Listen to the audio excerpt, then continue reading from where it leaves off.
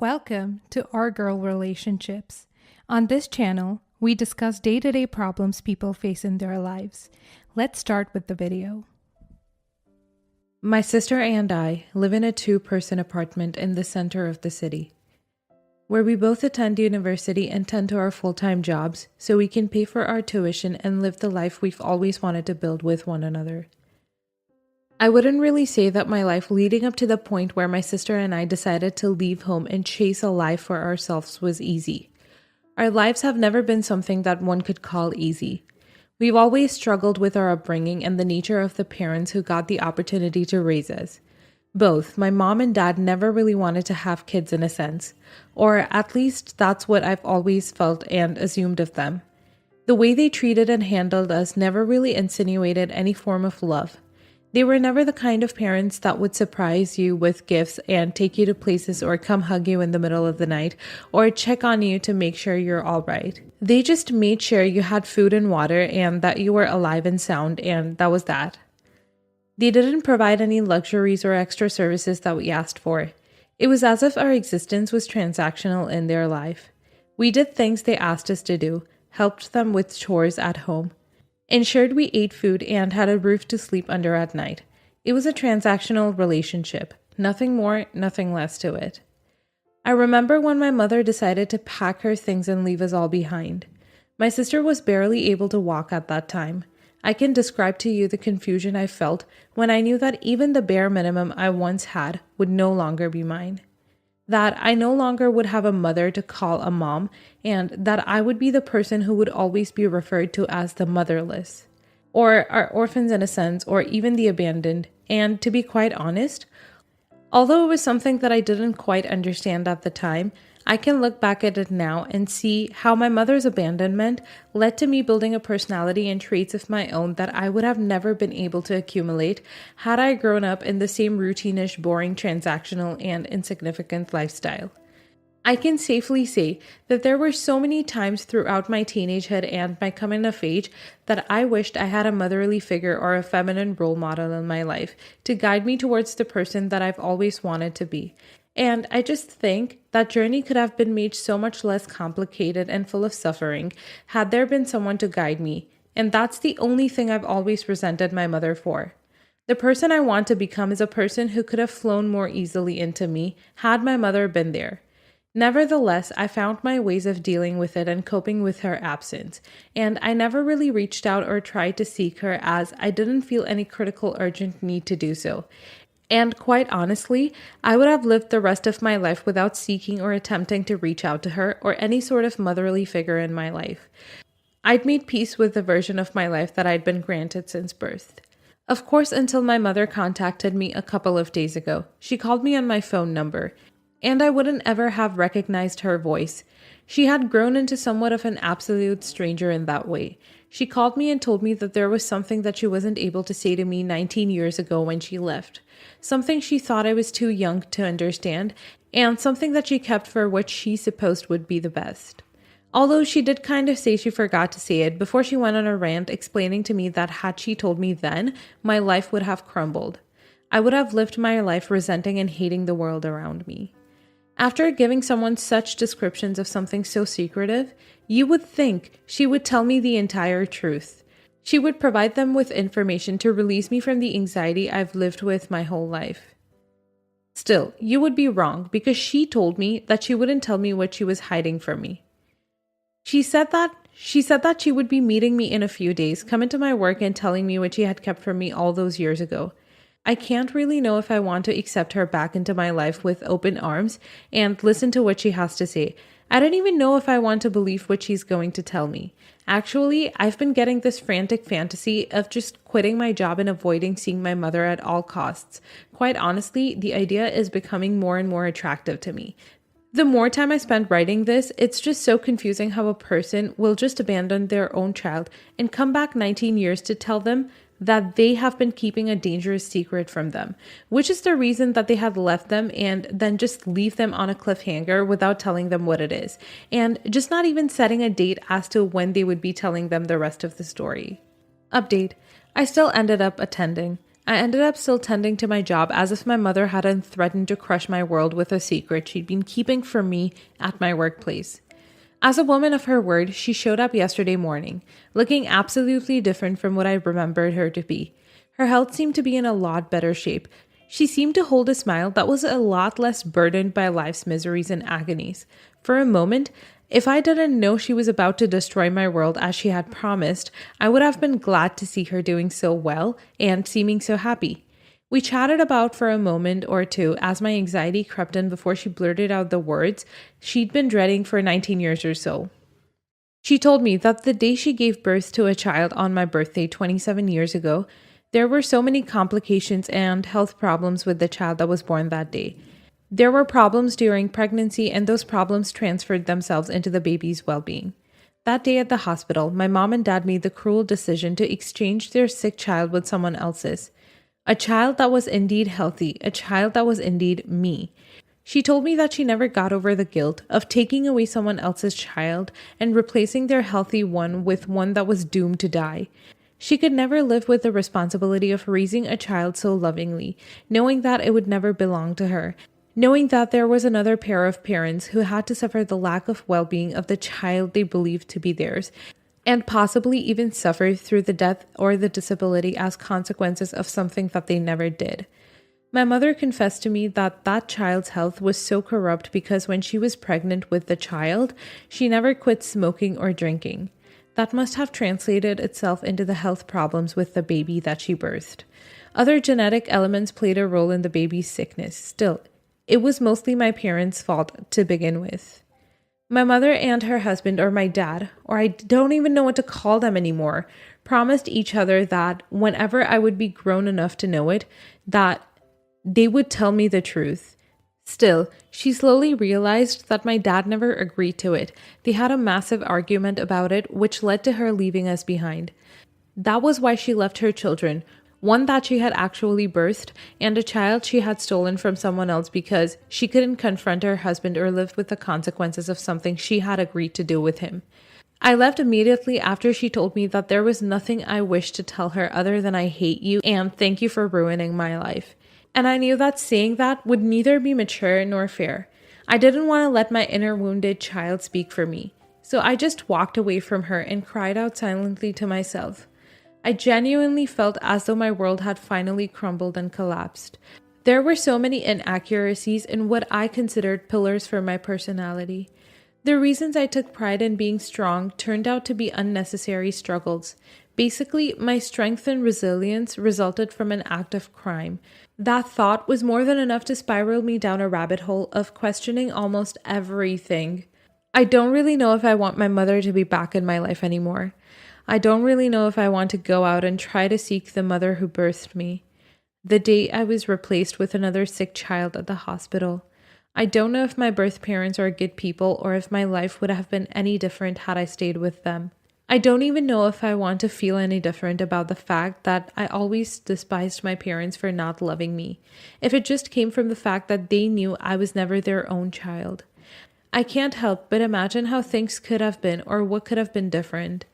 But at the end of the day, I know that what was meant to happen happened, and that the sister I left at home that day was my sister bound to me by blood, heart, and soul, and there was nothing or no event that anyone could do which would change that. And from that moment on, my sister was the only family I would have. And with that truth, I will live the rest of my life happy and content with whatever life throws at me. Next story. My wife and I have been married for 5 years, and she has a 17-year-old son from a previous relationship. The father left her and her son about a decade ago and has not been present in their lives ever since. I know it was a traumatic experience for both of them, and they have been very tight bond as a result. My wife is on permanent disability and doesn't work, so I'm the sole breadwinner in the household. I've always tried to be a very present figure in my stepson's life, but I also understand that I'm not his father. For the past 3 years or so, her son has been having a lot of behavioral issues. When it started, my wife and I thought it was typical teenager acting out type stuff. But when his behavior continued over the course of months and into a year, we knew we had to take more action.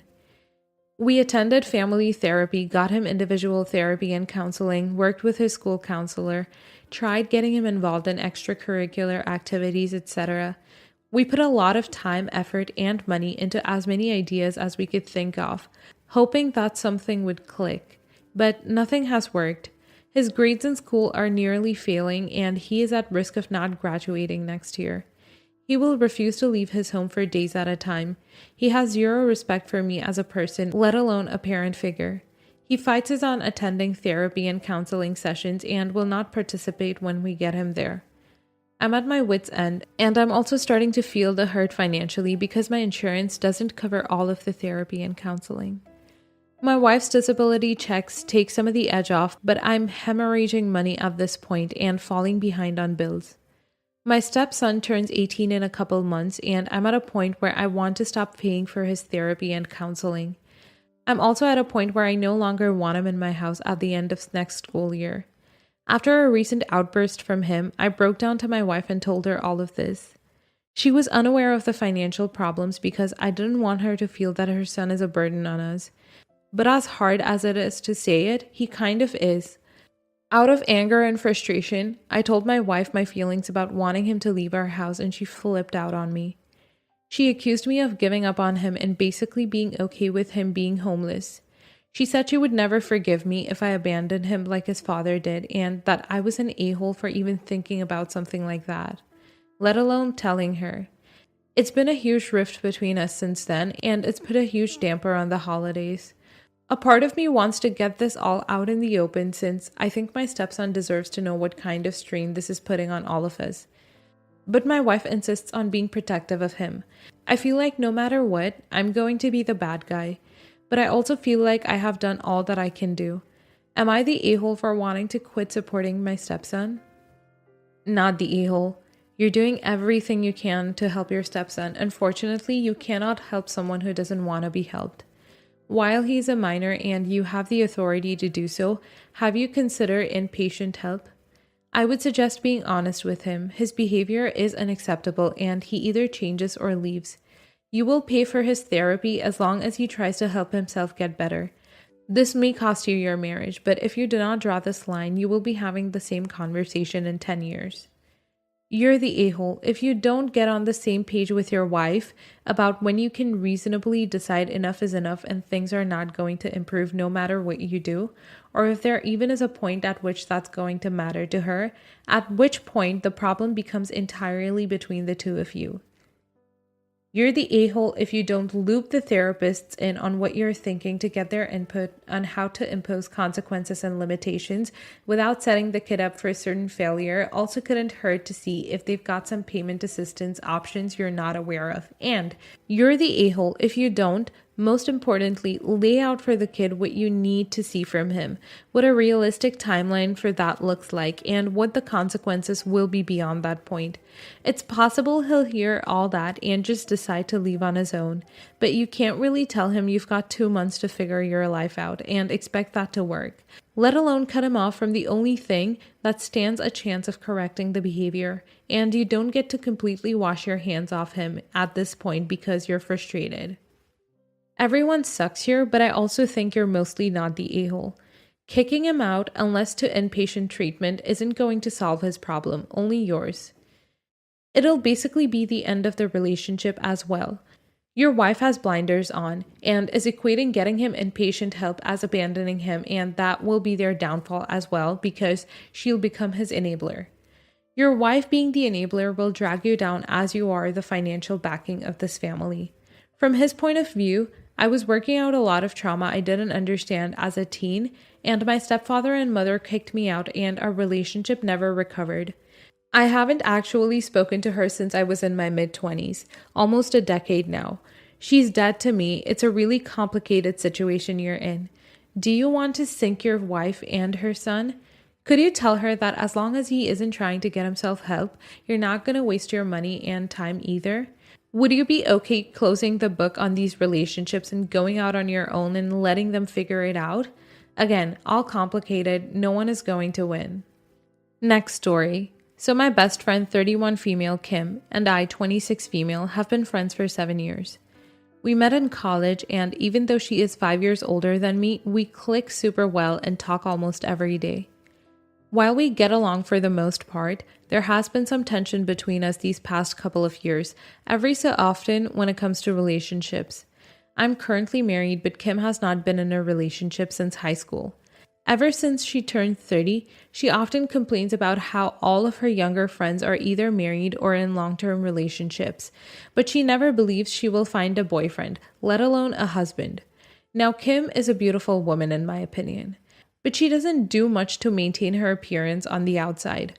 And I'm not talking about wearing makeup or going to the salon every other weekend because I do not believe that is necessary, but she doesn't really put any effort in at all. Her hair is in bad shape. She has super damaged curly hair, but she doesn't want to cut her hair or treat her damage, so it's just very patchy and breaks off. She has gained weight, but doesn't want to buy bigger clothing to complement her body, so her clothes fit very awkwardly. And then there are other minor things that I feel do not complement her beauty well, but she doesn't care. I offer to take care of her hair when I have time and try to give tips on how to style herself in a way that is comfortable, yet flattering, but she doesn't want to do anything that requires a change from her norm. After a conversation we had about me considering waxing as opposed to shaving my legs, she told me that she would never shave for her husband because he needs to accept her the way she is, and then proceeded to name off all the other things she refuses to do. And when I agree that it is nice to have someone that thinks you're beautiful no matter how you present yourself, it's not very realistic. I told her that she doesn't have to shave for anyone, but physical attraction is a thing. She has every right to present herself the way she wants, but the same way she dismisses guys who have unkempt facial hair or look like they don't take care of themselves, guys can do the same thing. I also said that it's great to meet guys who are solely attracted to us for our personalities, but since she doesn't have much opportunity to interact with guys and she's too shy to make the first move, first impressions can make a big difference. She was so disapproving of what I had to say, but after so long of hearing the complaints from her of never finding a husband and guys approaching other girls before her for so long from such a beautiful woman, I've kind of become apathetic. She told me that it shouldn't be like that, but I told her that if a stranger sees you in public and isn't attracted to you, then he isn't obligated to find out if you have a great personality before going about his day. Edit. To clarify, I'm talking about attraction, not love. Not the a-hole. We can whine and moan all day about how life isn't fair and how men should love us even when we have potato chip crumbs in our hair and sweat in our folds and stains on our clothes. But at the end of the day, that's a selfish mentality. Women now have the ability to live without a man, which means we get to choose how to dress and how to take care of our hair and whether or not to shave. We don't need to worry about keeping a man around to support us. But that doesn't mean we get to live our life without consequences. One of the consequences of being overweight, wearing poorly fitting clothes, and having damaged hair means that men will be less attracted to you physically. Oh well, too bad, so sad. And people who pretend that physical attraction shouldn't matter are so ridiculous it's not even funny. Not the a-hole. I'm not sure I'm understanding her perspective. Does she expect people to be attracted to her regardless of her appearance? Of course, everyone fulfills at least one person's visual preference, so it's about finding the right person, but it makes it much easier if you're clean and somewhat tidy looking. No one is owed physical attraction.